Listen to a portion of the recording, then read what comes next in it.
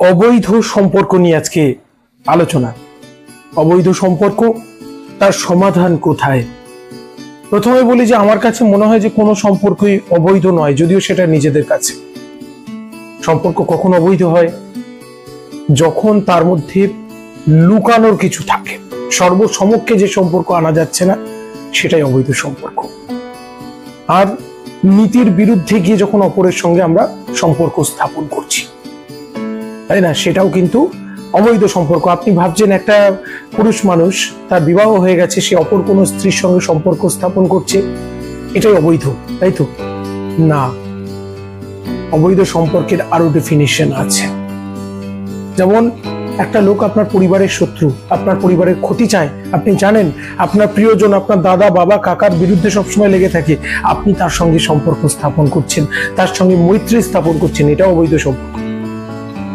এখন অবৈধ সম্পর্কে মানুষ জড়ায় কেন? আজকে যে প্রসঙ্গ আমাকে বলেছেন, দেখুন, কেউ কারো বা আমরা অবৈধ সম্পর্ক বলতে যে নোংরা সম্পর্কের কথাটা বুঝি। মানুষ দেখুন, একটা হচ্ছে সে ভুলবশত, পরিস্থিতিবশত জড়ায়, আর দ্বিতীয় হচ্ছে সে ইচ্ছে করে জড়ায়। ক্যারেক্টারের প্রবলেম যাদের আছে না, স্বার্থান্বেষী মানুষ এবং চরিত্রের সমস্যাযুক্ত মানুষ যারা, তারা জড়াবেই এই অপর কোনো মহিলা পুরুষের সঙ্গে। এই যে আসক্তি, আসলে বিপরীত লিঙ্গের প্রতি আকর্ষণ, এটা স্বভাবতই আমাদের মধ্যে আছে। বিপরীত লিঙ্গের প্রতি আকর্ষণ তৈরি হওয়া, এটা অটোমেটিক্যালি আছে। এখন সেটা তো একটা ফ্যাক্টর, স্বাভাবিক। কাঠ আর আগুন একসঙ্গে থাকলে জ্বলবেই। আর অনেক সময় পরিস্থিতির উপর নির্ভর করে। এক ভদ্রলোক, তার স্ত্রী তার সঙ্গে সবসময় ঝগড়া অশান্তি করেন, এতটুকু বিরাম দেন না। তিনি মানসিক শান্তি খুঁজে পেলেন আর একজনের কাছে, মানে তিনি না চাইলেও আস্তে আস্তে ইনক্লাইন্ড হয়ে গেলেন।